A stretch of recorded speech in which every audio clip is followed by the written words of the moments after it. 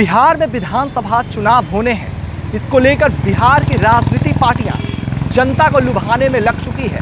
भाजपा की अगर बात करेंगे तो भाजपा के जो भी नेता मंत्री हैं वो मीडिया बाइट सेंटर में आ रहे हैं और बाइट दे रहे हैं और लोगों को बताने की भी कोशिश कर रहे हैं कि हमने 5 सालों में क्या कुछ किया है।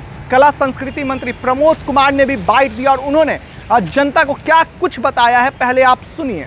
जो अपना एनडीए सरकार जो 15 साल में जो काम किया है और 15 साल जो पीछे की जो बात है, तो सबसे बड़ा बात है कि भारत एक सांस्कृतिक राष्ट्र है और जो संस्कृति की जो पहचान है, यह पहचान अगर स्थापित हुआ है तो अपने माननीय नरेंद्र मोदी जी के ये काल में और अपने एनडीए सरकार के नीतीश कुमार और आदरणीय सुशील कुमार मोदी जी की सरकार में, कि यह जो सांस्कृतिक मंत्रालय के अधीनस्थ, चाहे वह हमारा गया का बौद्ध गया का स्थान हो, चाहे वह हमारा जैन समाज का स्थान हो, चाहे वह हमारा सूफी समाज का स्थान हो, चाहे वह हमारा शक्ति का पीठ हो, चाहे हमारे जो भगवान भास्कर का स्थान हो, और इस प्रकार जितने जो सांस्कृतिक केंद्र हैं, इन सभी सांस्कृतिक केंद्र जो है, जो हमारी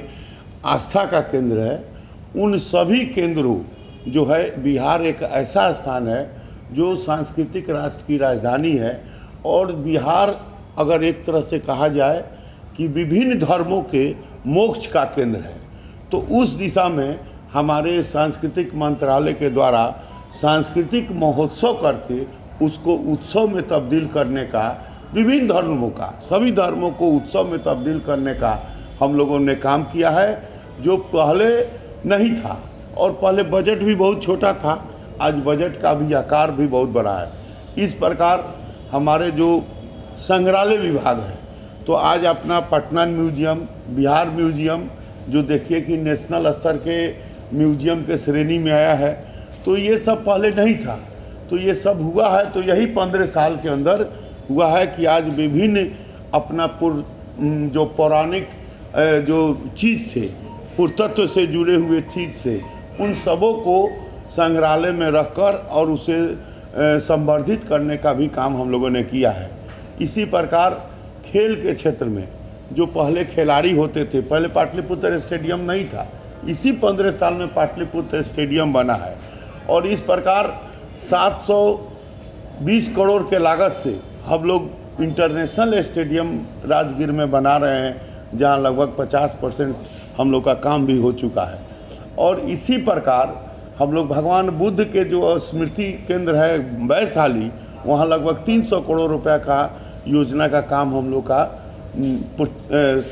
भारत सरकार के माध्यम से और राज्य सरकार के माध्यम से चल रहा है। और खेल के क्षेत्र में जो है, पहले जो खिलाड़ी होते थे, उत्कृष्ट खिलाड़ी, उनको सम्मान नहीं दिया जाता था, और हम लोगों ने उत्कृष्ट खिलाड़ियों को सम्मान देने का काम किया है। और सबसे बड़ी बात है कि जो भी खिलाड़ी उत्कृष्ट हैं, वैसे खिलाड़ियों को हम लोग राज्य सरकार के रोजगार भी देने का काम किया है। अभी लगभग 250 लोगों को हम लोग दे रहे हैं, इसके पहले लगभग 58 लोगों को दिए हैं, उसके पहले भी हम लोगों ने 40 लोगों को दिया है।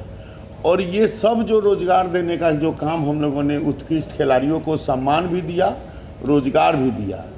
और ये कभी जो आज से माने समझिए कि 15 साल 2005 के पहले और 2005 तक एक भी खिलाड़ी का सरकारी नौकरी में खेल विभाग के माध्यम से राज्य सरकार ने नियुक्ति नहीं किया।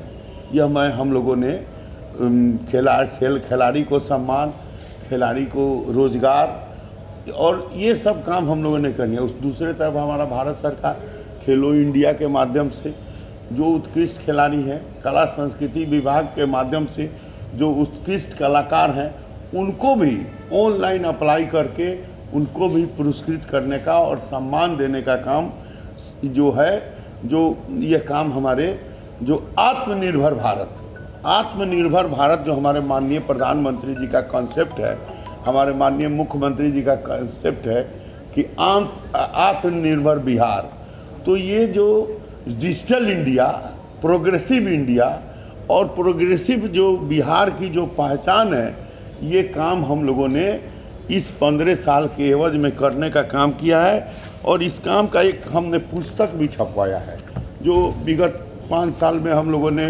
जो काम किया है, तो उसका एक पुस्तक है। ये भी हम देना चाहेंगे कि अभिजीत जी दे दिए, मिला है। और इसमें अब डिटेल जो है आप पढ़कर, और अगर इसको प्रकाशित करना चाहेंगे तो महीनों आपको एक एक नया चीज़ आएगा जो पिछले 15 साल में कदापि नहीं था। जैसा कि आपने सुना, कला संस्कृति मंत्री प्रमोद कुमार अपने 5 साल के कार्यों को मीडिया के सामने रखने, जनता को भी बताने की कोशिश की जा रही है। हालांकि आपको बता दें, प्रमोद कुमार ने विपक्ष को भी निशाने पर लिया और उनका कहना है कि पहले की अगर बात करिए तो पहले का जो बजट था और आज के डेट की बात करिए तो आज का जो बजट है उसमें आसमान जमीन का फर्क है। तो ऐसे में बिहार की भी जनता को पता है किसने क्या किया और किन किन लोगों ने विकास किया है। तो ऐसे में जनता सब कुछ जानती है और इस बार भी हमें पूर्ण बहुमत से बिहार की जनता जो है वो जिताने जा रही है। ऐसे ही तमाम अपडेट्स आपको HS बिहार देते रहेगा। अभी के लिए फिलहाल इतना ही। नमस्कार।